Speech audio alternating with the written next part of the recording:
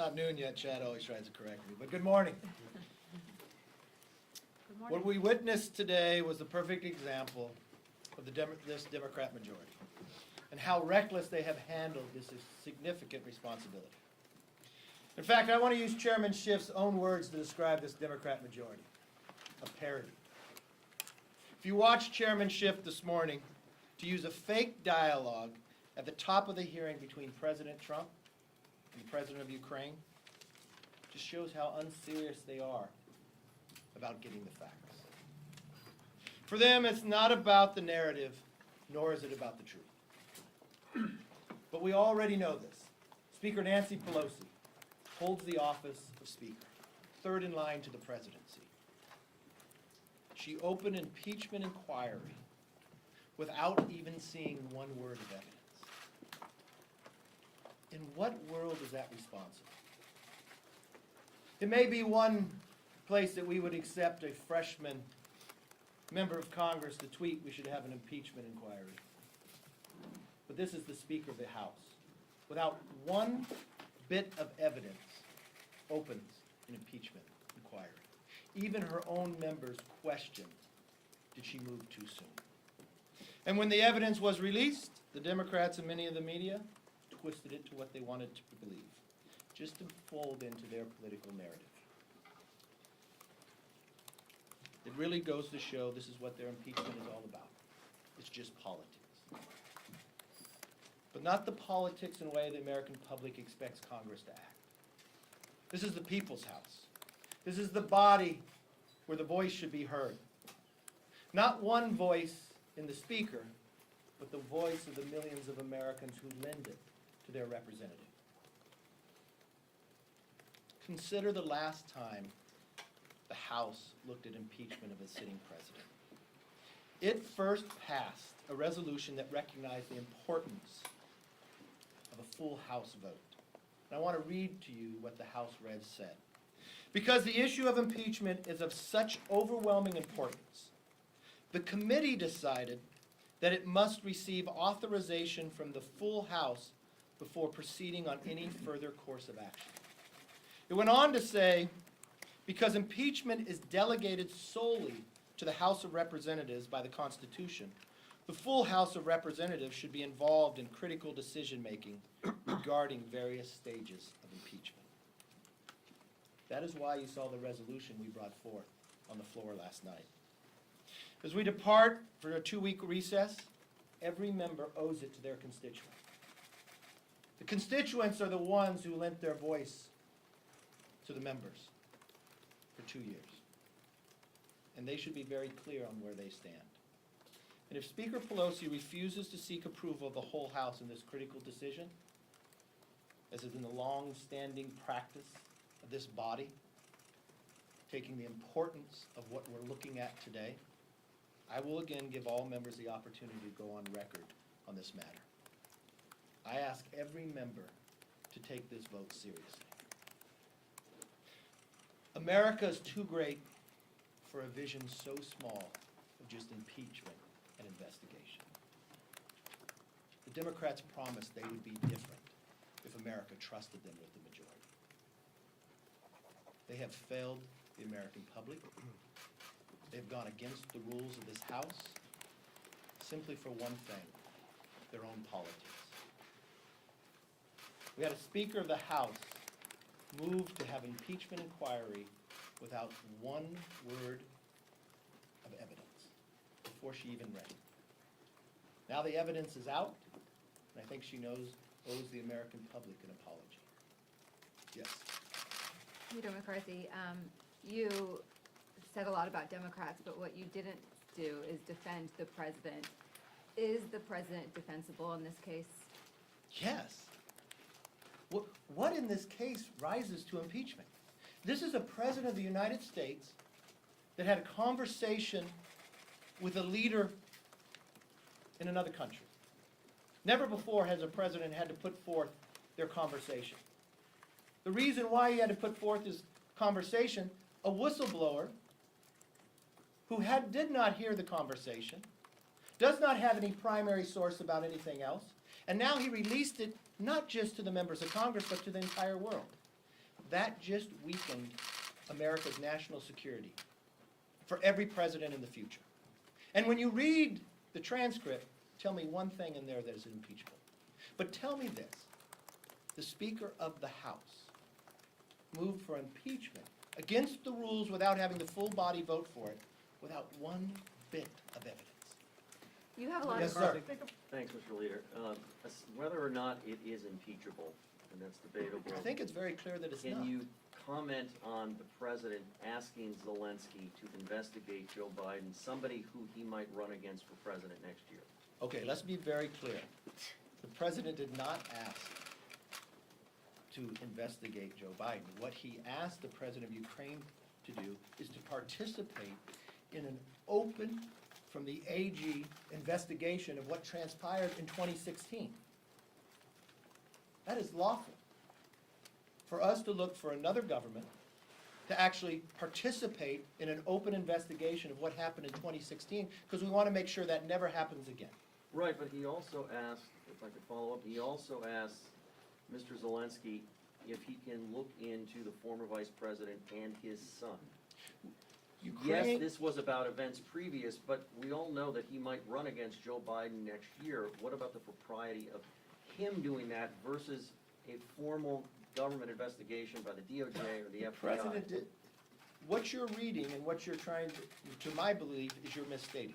When you read what the president said, when he said, "I have a favor," for you to work with the AG in an open process. 540 words later before Biden ever comes up. The president doesn't ask anything in that belief. What he says is what a lot of us have real concerns with. Ukraine has a challenge with corruption. You have the vice president openly saying he withheld $1 billion in 6 hours to fire a prosecutor. You have the president's son being paid from a company that's being investigated. I think everybody understands that should be looked at any time you're moving forward, that Ukraine is actually able to clean up their corruption. But let's be very clear. When you read the transcript, the president says, when he uses the word favor, that everybody has been misquoting here about what transpires afterwards, to participate in an open investigation by the Attorney General, which is totally lawful, of something that transpired in 2016. Nothing about a further election, nothing about Biden in the further election either. Leader Yes, ma'am. McCarthy.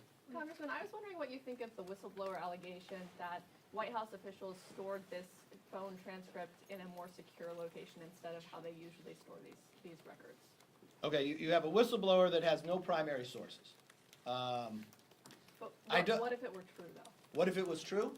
Okay. You have the entire transcript.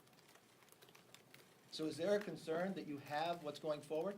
Now, could I see why you would want to put it on a more secure server, knowing that earlier in his administration, a conversation with another leader from Australia was put forward? Or I watched a New York Times anonymous editorial working within the White House want to do anything to undercut him?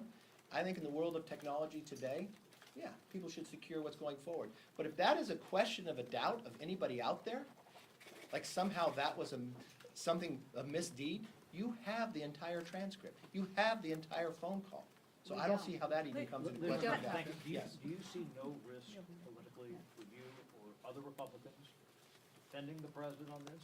And have any of them come to you and say, look, this is kind of shaky and we have a problem with being foursquare behind the president on this issue? Let me be very frank with you. We're at a point in time, I don't think about political risk. I think about the fiber of this nation.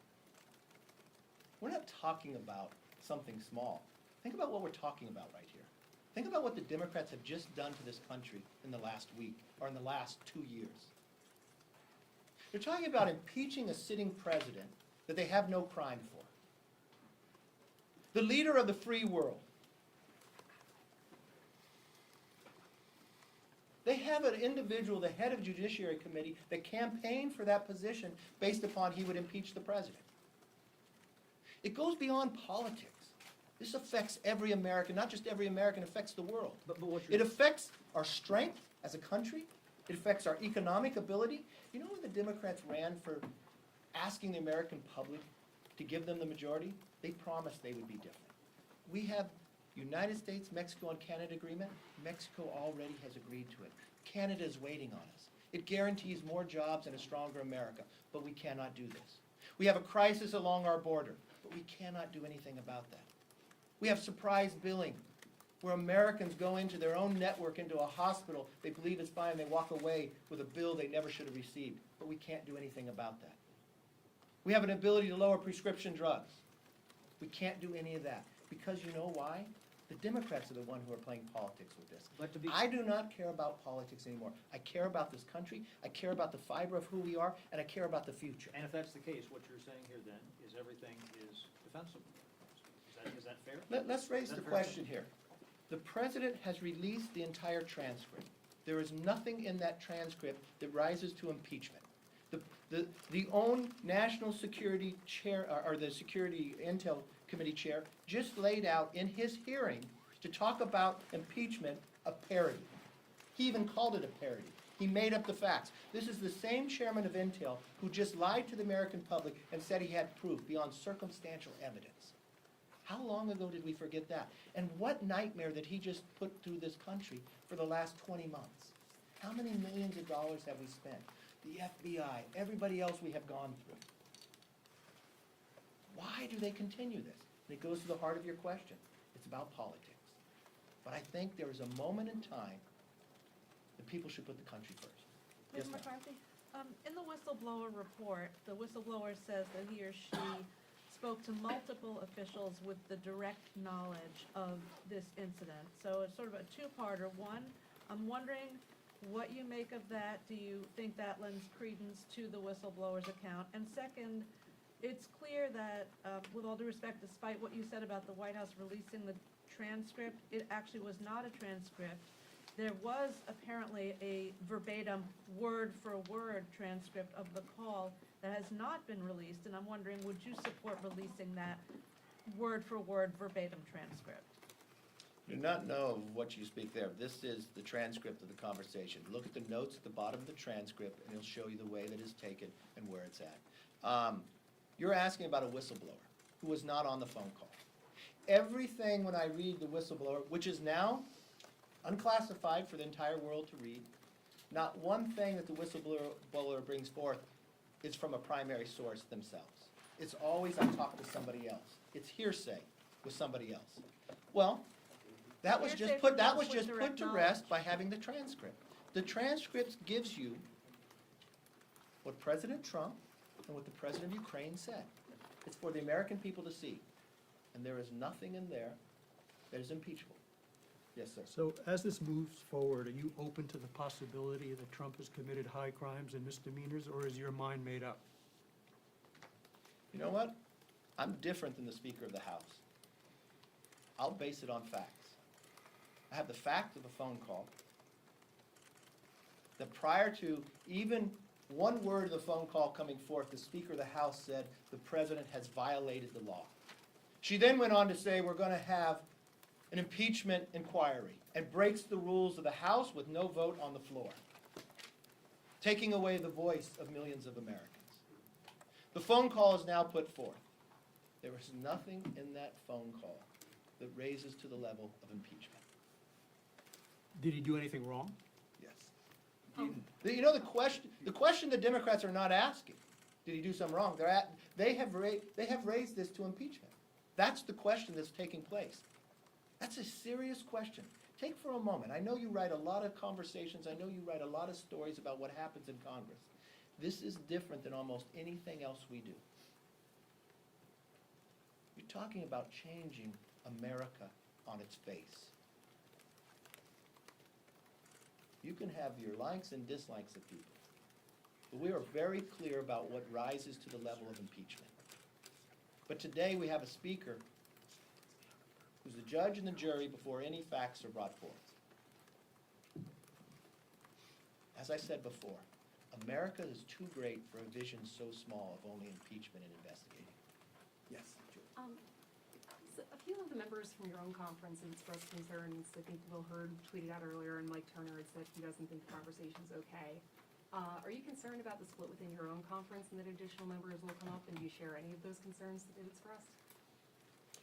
I'm not sure what you're speaking of. I haven't had a member come to me yet on any challenge on this. I've had members who I would suspect could, and they have a whole different belief. They are frustrated with what the Democrats are doing by not basing it on any facts. Mr. Leader, it's clear from the transcript of the call and from what's in the public domain that Rudy Giuliani had a key role here. Two-part question for you.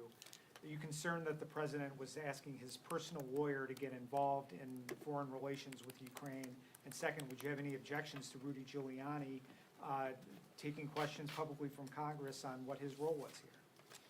I think Rudy Giuliani takes a lot of questions publicly every day I see on TV, but Rudy is the president's personal Under oath. attorney, and that's a question for Rudy. I don't have anything to that. Leader McCarthy, with the impeachment threat, should the Republican Party be thinking more seriously about open primaries? There are 3 Republican candidates challenging Trump.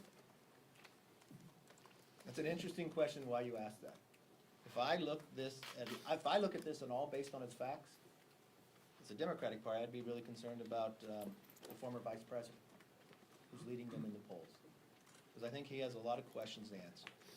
Hunter Biden, no experience, gets hired by an energy company that's under investigation at the time. At the time, Hunter Biden's father is the vice president of the convoy to represent America with Ukraine.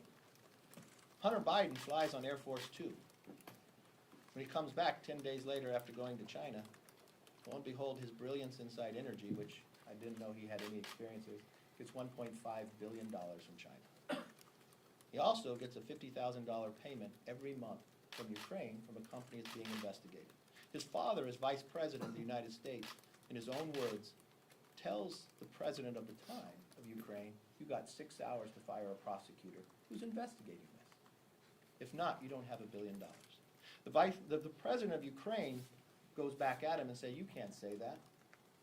President Obama has promised us this. He says, no, I have the power. I'm leaving in 6 hours. And lo and behold, former Vice President of the United States, Joe Biden, brags of his ability of getting him fired.